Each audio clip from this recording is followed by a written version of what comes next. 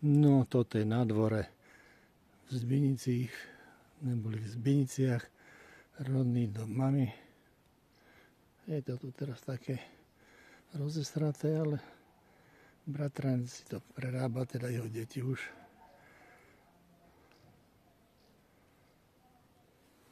Zaujímavé.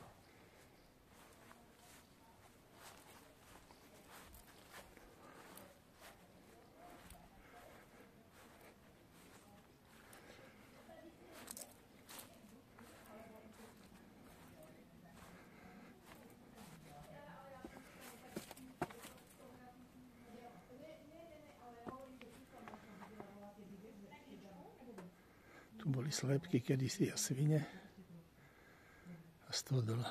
Tam boli holuby. Ale je to všetko už v čudu. Tu bola taká veľká kôľňa na tomto plácku. To už ani si neviem predstaviť. A teda viem, ale bolo to dávno. Solitér, krásny smrek, ten si pamätám celý život. Ale tuším aj zrezaný trochu. V tej výške asi.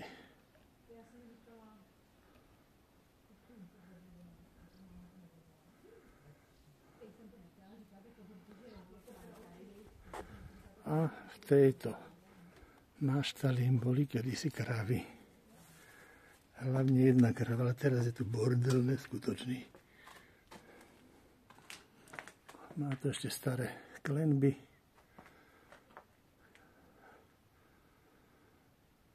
Kamenné všetko.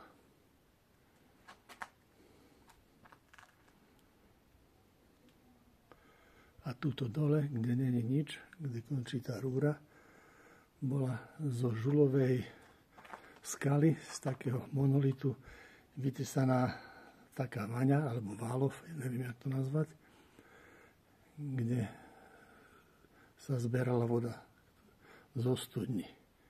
A tá voda, tá studňa bola tam vzadu, jak je ten sušák na prádlo na pravej strane. Pozrieme sa aj von.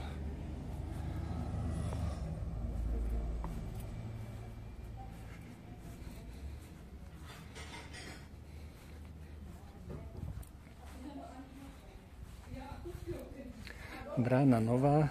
Pamätám dve staré, čo už zhnili, alebo teda prestali slúžiť svojmu účelu.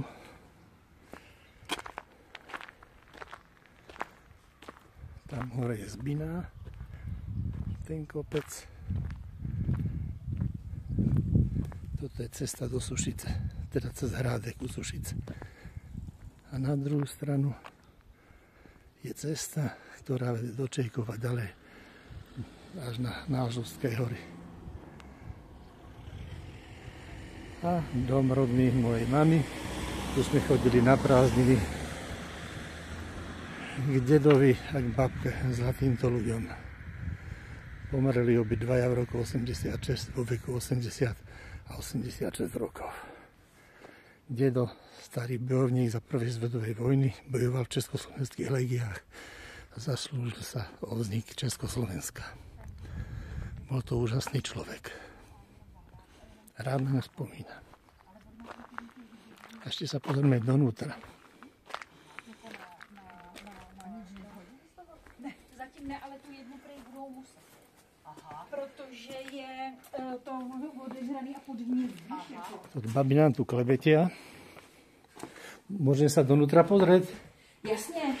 Očúchať to tu? Očuchej. Všimli ste si nový střechy? Áno. A v kuchyni stará pec, na ktorej ešte babka piekla a varila.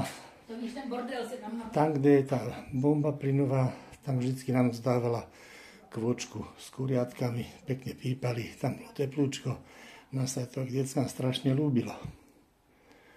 Tu, kde je ten kredenc, bola posteľ, na ktorej spal dedo. Po obede vždycky zaláhnul k spánku takému povedňačnému, zdravému a nadával na muchy, ktorému sa mrvili vo fúzoch.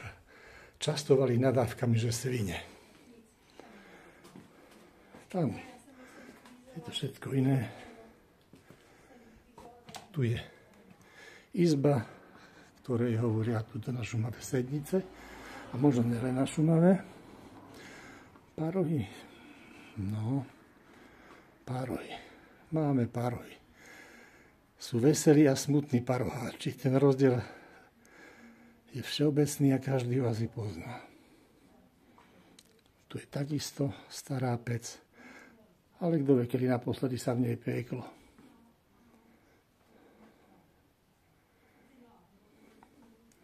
A tuto sa plazí jazvec po stene.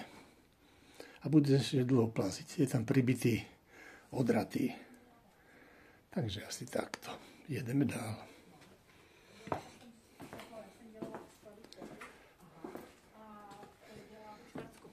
Jakší je takový to lepší vyvlečení, high point, nevím, jestli to tak říká, no, nějaký to nic neříkal, jsem tam zašla dělat. Kočky, neklebecte. Takže vypneme vás.